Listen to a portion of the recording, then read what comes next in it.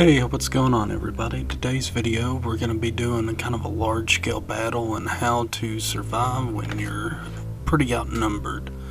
So I've done a similar video recently, but this one's a little bigger, and we're outnumbered by about 100 guys, and let's just see how it goes. Going up against the horse boys again, and the horse girls this time. And they definitely outnumber us on cavalry, that's for sure. I got a bunch of horse archers myself because it's pretty much just what you have to do. So here's some advice when dealing with them. I always try to find a nice high point not too far from my spawn location. Get my archers up on top there, as spread out as possible. Put my infantry right down below them in front and get their shields up. Alright, now that they're all set, the rest of my cavalry and horse archers follow me, and we go and we confront the cavalry. When you're doing a couched lance, which is one of my favorite ways to do mounted combat, the couched lance, even in Warband, was a lot of fun. And when I finally figured it out, when you're doing the couched lance, you gotta be careful because it's really easy to miss. And if like your horse touches them before you do, you're gonna see me miss a lot here. I might get one or two, but yeah, I try to go with the horse boys, similar style of cavalry, lance and bow, and I don't really have that much archery skill with this character.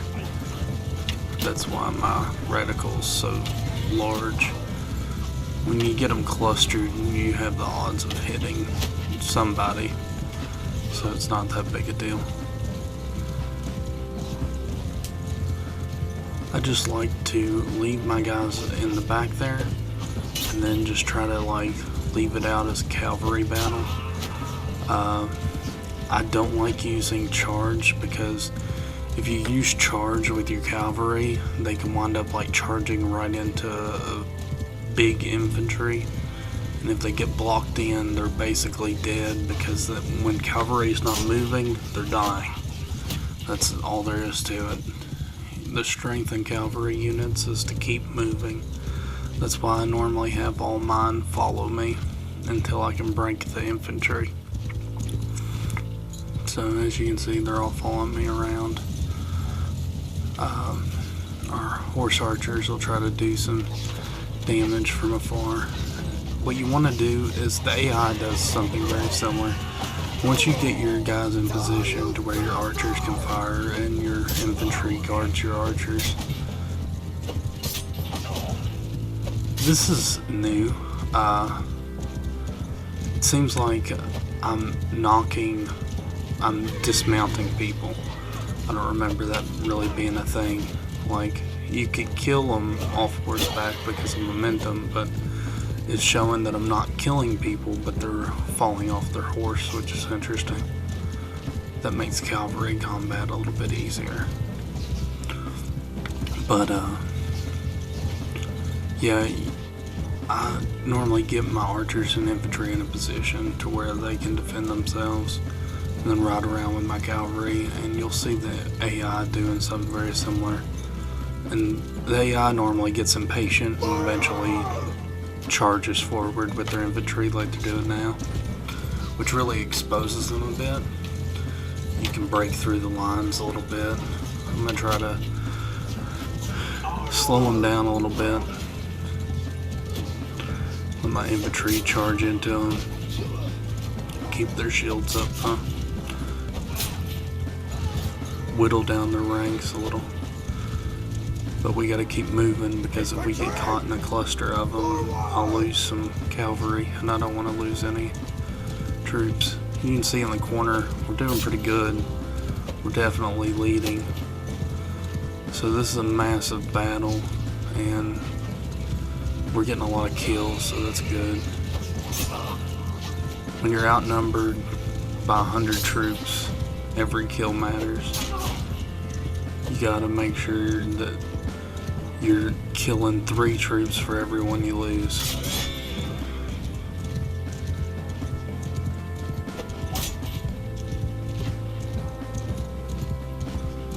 And these big battles can get pretty drawn out because you're going to get respawning troops. I normally play with lower troops. I think right now I'm set to like 300 per battle right now. So that means I'm going to get a lot of waves of reinforcements and stuff. It's mostly a performance setting if you don't want to have a huge battle crash in your PC. I don't really have that problem with my PC. It's definitely capable of running more large-scale battles. It's just whenever I'm outnumbered, that's like the first thing I try to make sure to do, because you got to think of it in terms of like statistics. If I'm probably taking out like 20 guys myself, so as long as I'm in the battlefield, I'm contributing to everybody surviving. And the AI sometimes gets really stupid about how it controls your troops. So you really don't want to leave it up to the AI if you can help it. I'm about to get knocked out, but you want to make sure to keep an eye on your health, especially in these longer battles. You get hit by stray arrows and stuff and not even realize it.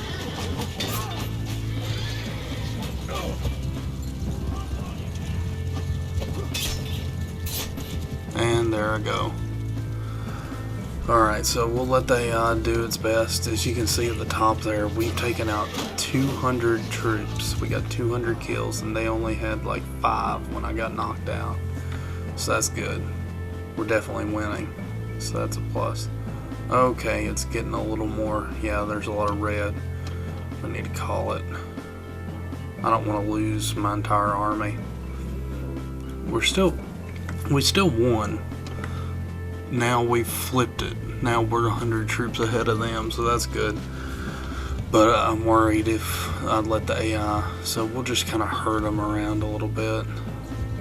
And we'll herd them around, and I'll let myself heal up. And then I'm gonna probably skip a little bit ahead, recruit some troops and stuff, and I'll come back to it. Okay, here we are. Caught back up to him. I'm fully healed, and they haven't really recruited much more. So we're gonna go finish them off. So here we are, somewhere battlefield. We get my archers up on this hill, just like we did last time. Put our infantry in front. This time we got a lot more infantry. It started me off with a lot of our infantry. I'm gonna try to keep them in reserve though. We'll see how much damage we can do just doing what I did before with the cavalry skirmishing.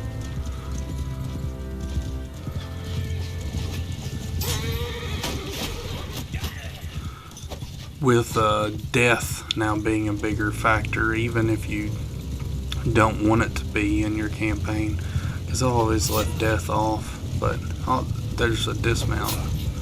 Yeah, you're seeing a lot of the dismounts here. That's really cool. I think I knocked off 2 that time. He's holding strong though. Yeah, that dismounting does a lot of good stuff there. Now, if you're not familiar with it, if you don't know much about Mountain Blade, combat is momentum based. So when you're riding towards someone, you're going to do a lot of damage because that means you're moving at a high speed. So when your weapon makes impact, it does extra damage based on your momentum. Alright, we'll move our archers and infantry up now that their cavalry's kind of falling back. And they'll move up a little closer while we protect them and keep their cavalry, well, horse archers distracted. So as long as we keep these guys at bay, they should be good.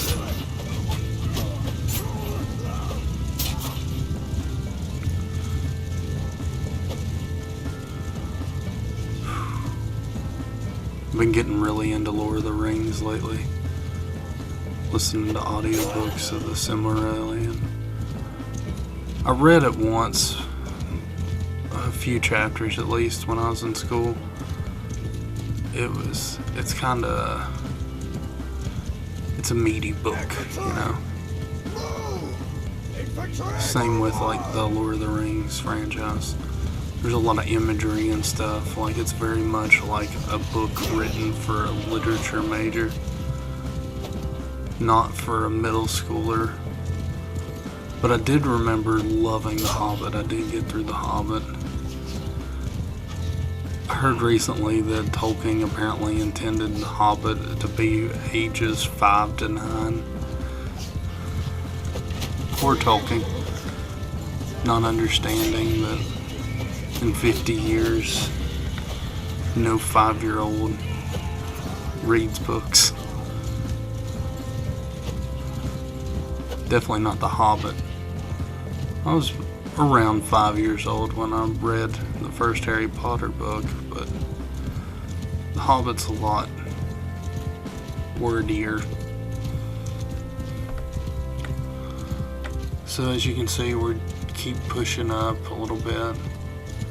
Just whittle away at those cavalry forces until they get reinforcements, and then they'll be a little more scattered and we can come at them.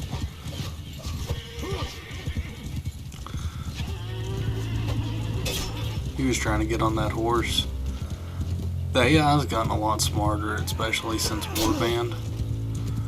Now, if there's a horse and the troop has a high enough level of riding to ride it,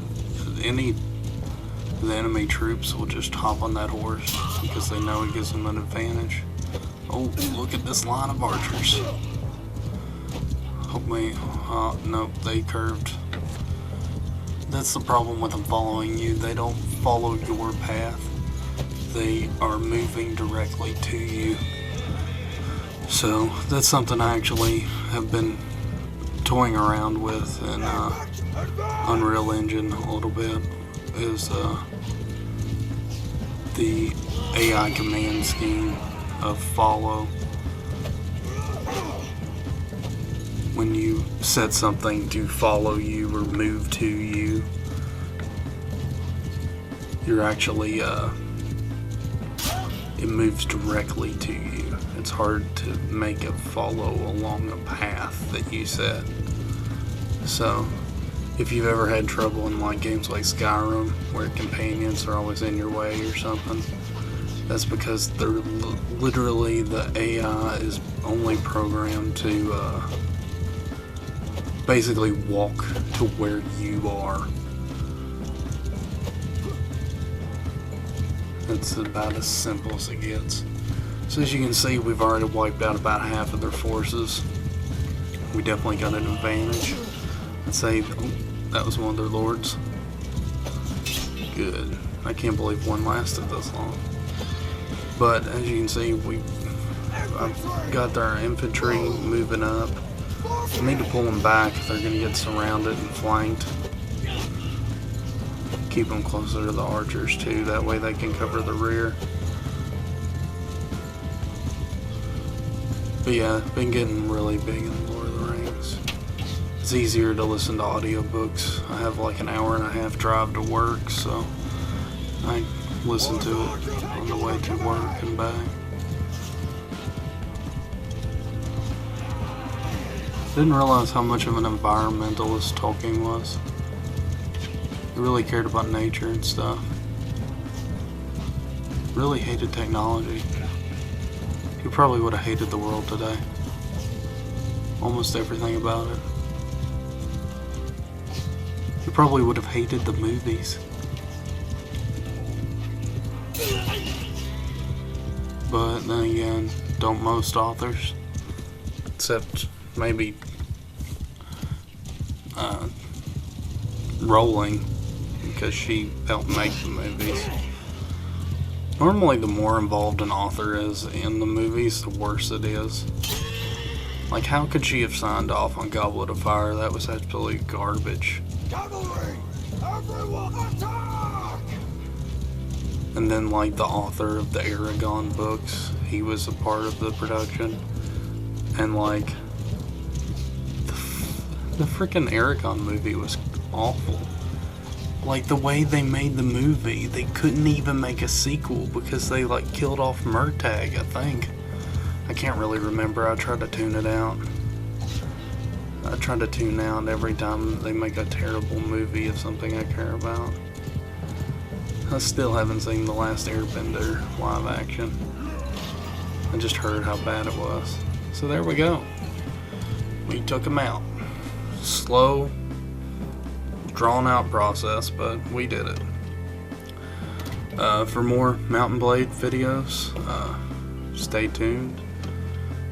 Sorry if it wasn't crazy interesting or anything, but if you've managed to stick around this far, please leave me a like and subscribe, and stay tuned for more videos. I'll try to do some better videos. It takes a lot out of me trying to convince myself to do all this editing and crap.